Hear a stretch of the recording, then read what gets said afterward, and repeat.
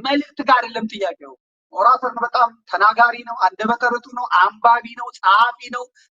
ዘመነ በፈለከው መልክ የፈለግ ለማናገር ደቂቃ ሰጠው። በደም የሚያገባ ሜሲ በሉት፣ ክርስቲያኖ ሮናልዶ በሉት፣ ደሞ ለስብከት ደሞ ለንግግር ምንም አያሳፍራችሁ፣ ማንንም አያሳፍር። እሱ ላይ ጥያቄ የለኝም። የኔ ጥያቄ የሚመጣው ዘመነ ካሴን ማን የላከው? ዘመነ ካሴን እዛ ቦታ የጠራው ማን? የአብሮነት ኢትዮጵያ የሚባለው ያቀረበው ላይ ሰዎቹን ነው ያየሁት። ሰዎቹን ካየሁ በኋላ እንዳለ አይቻቸዋለሁ። ኢትዮጵያ ከኢትዮጵያ የሚገቡ ሰዎች አሉ። እንደ ፕሮግራም እንደ መርሃ ግብር የመርሃ ግብሩ ዓላማ ይዞ የተነሳው ነገር ላይ እኔ ጥያቄ የለብኝም፣ የምደግፈው ነገር ነው ማለት ነው። ነገር ግን የአማራ ፋኖ እዚህ ውስጥ የሚያሳትፈው ነገር አልታየኝም፣ በእኔ በኩል ማለት አልታየኝም። እዚህ ቦታ የሚያሳትፈው ነገር አልታየኝም፣ ከፕሮግራሙ አዘጋጆች ጀምሮ ማለት እንዳለ የቲፒኤልኤፍ ሰዎች ሚዲያ አዘጋጆች የተሳተፉበት ያሉበት አማራ ላይ ያንን ክፍት አፉን ሲከፍቱ የነበሩ ልጋጋሞች የተሰለፉበት ቦታ አሁን ኢትዮጵያ አማራ ለደረሰበት መፈናቀል፣ መሞት ከሌሎች ብሔር ብሔረሰቦች ጋር ተስማምቶ እንዳይኖር እሾህ የሆነ ህገ መንግስት አምጥቶ የሰነቀረበት የደነቀረበት ለአማራ መፈናቀል፣ ለአማራ ሞት፣ ለአማራ መሰደድ ተጠያቂ የሆነ ለፍርድ የሚፈልገው አካል ጋር ቁጭ ብሎ አማራ ሰላም ይውረድ ሰላም ይምጣ የሚልበት ምንም ምክንያት የለም። ምንም ዋናው አርክቴክት ይሄ ስብሐት ነጋ ባለበት እና አሉላ ሰለሞን ባሉበት የአማራን ትግል ደግሞ ትግል መሆኑን እንኳን አምነው የማይደግፉ ሞቱን የማይናገሩለት ስደቱን የማይናገሩለት መፈናቀሉን የማይናገሩለት ዘላለም ቲፒኤልኤፍን ለማዳን የሚደክሙ ስብስቡበት ቦታ አማራ ነኝ ብሎ የአማራን ትግል ወክሎ ይሄ ጥያቄ ያስነሳል፣ ደጋፊም ያሳጣል። አሁን ብዙ ሰዎች እየተነጋገሩ ያሉት አርበኛ ዘመነ ካሴ፣ እኔ አርበኛ ነው ብለው እነሱ አቶ ነው ያሉት፣ አቶ ዘመነ ካሴ ያሉት እነሱ ናቸው። አርበኛ ዘመነ ካሴ ተመሪዎቹ ስለሚሉት ነው የሚታወቀውም በዚህ ስለሆነ ነው የምናገረውም ለዚህ ዘመነ ካሴ ያለው መልእክት ጋር አይደለም ጥያቄው። ኦራተር ነው፣ በጣም ተናጋሪ ነው፣ አንደበተ ርቱዕ ነው፣ አንባቢ ነው፣ ጸሐፊ ነው። ዘመነ በፈለከው መልክ የፈለግ ለማናገር ደቂቃ ሰጠው። በደም የሚያገባ ሜሲ በሉት፣ ክርስቲያኖ ሮናልዶ በሉት፣ ደሞ ለስብከት ደሞ ለንግግር ምንም አያሳፍራችሁ፣ ማንንም አያሳፍር። እሱ ላይ ጥያቄ የለኝም። የኔ ጥያቄ የሚመጣው ዘመነ ካሴን ማን የላከው? ዘመነ ካሴን እዛ ቦታ የጠራው ማን? ዘመነ ካሴ ከተጠራስ በኋላ ማንን ወክሎ ነው ሄደው? በዘመነ ላይ ደጋግማችሁ አዳምጡት። ነጥብ አታገኙ።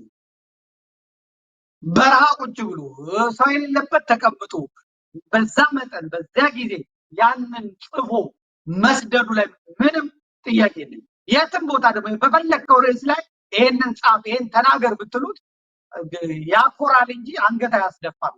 ይሄ ምንም ጥርጥር የለም። ስለ ህግ ነው የምናወራው፣ ስለ ፕሪንሲፕል፣ በጣም ስለ ህግ የምናወራው። እኔ የምጠይቀው የጎንደርን፣ የጎጃምን፣ የወሎን፣ የሸዋን አመራሮች ነው። የአማራ ፋኖ ብሔራዊ ኃይል የሚባለው ኃይል ዘመነ ካሴን ልኮታል ወይ? እነ ስብሐት እነ ልደቱ እና አሉላ ሰለሞን ባሉበት እነ ጃዋር መሐመድ በእኛ አካባቢ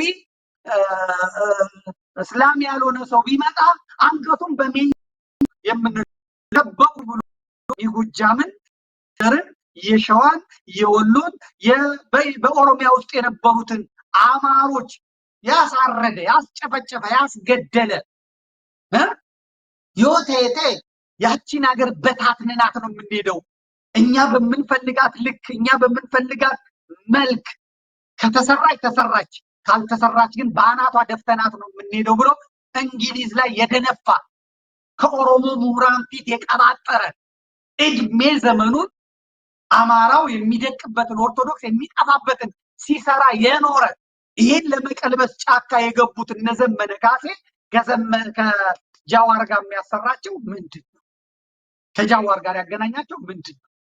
እነ ሕዝቅኤል ጋቢሳን የመሰለ ጸረ አማራ የወያኔ የወያኔ ቡችላ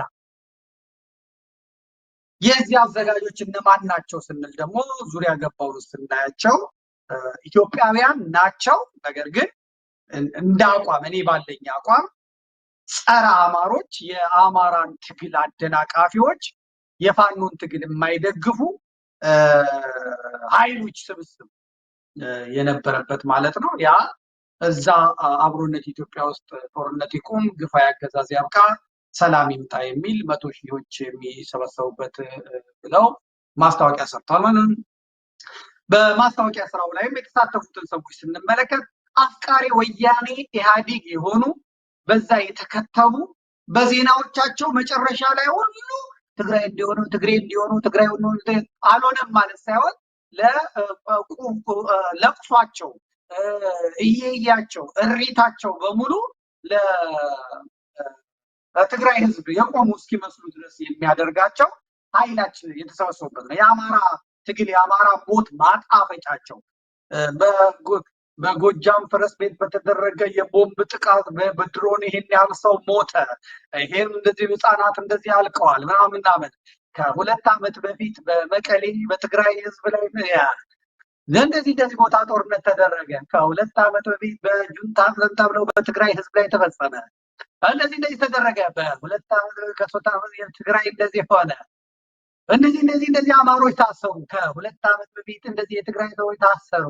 የዜና ማጣፈጫ ሊሰሩ በዛው ሞኖፖሊ የተያዙ ኃይሎች መጥተው ነው የያዙት ማለት ነው። ያንን ያዘጋጁት እኔ ጦርነት ይቁም የሚል በጣም በደግፈው ነው።